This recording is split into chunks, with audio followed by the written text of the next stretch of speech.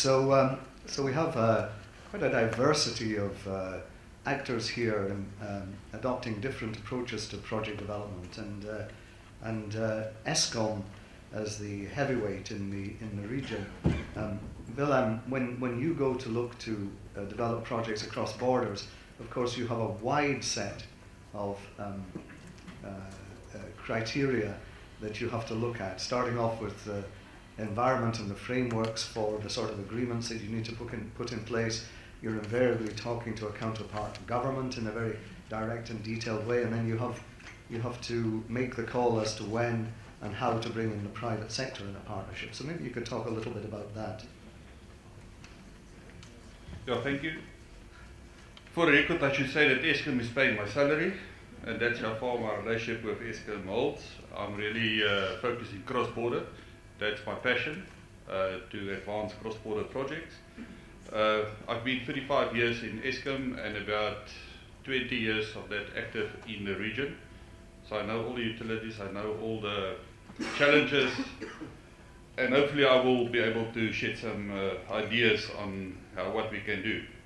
Firstly, there's a misnomer that we've got projects in the regions. Everybody will tell you that we've got a long list of priority projects.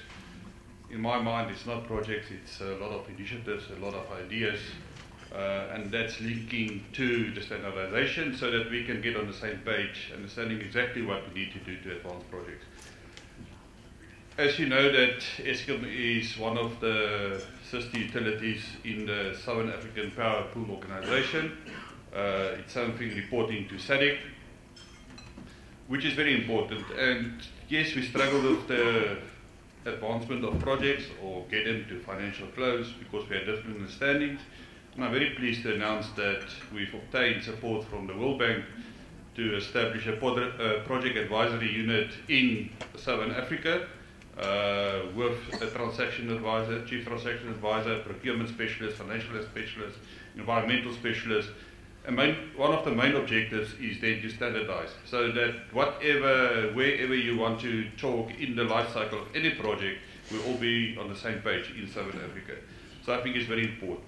Just on the so on the environment that will enable this, it's good that two governments have a discussion and say exactly what they want to do. But I think the time is over for intergovernmental MOUs, which is generic, and it's just a feel-good document. We need to have project-specific documents to say, project A we want to develop, it will last for the next 50 years, and we need to sign a treaty between the two governments to make sure it survives the change in any administration. That will provide the banks with some comfort as well. And then the next one is the inter-utility MOU. One of my strong points, and something I believe strongly in, is that projects should be initiated to suit the requirement of the national utilities, and for that matter, the state-owned companies in a country, because we all will reference to the treaty. We need to advance this project and take it up to a stage, maybe it's financial close, where we will then decide what we will do, because our balance sheets are too small as the public utilities. We need to invite privates, but it needs to be organized. And then maybe a master cooperation agreement to say there's general projects that we want to look at, and then only the JDA. Very specific, focus one project, and then we'll be able to deliver.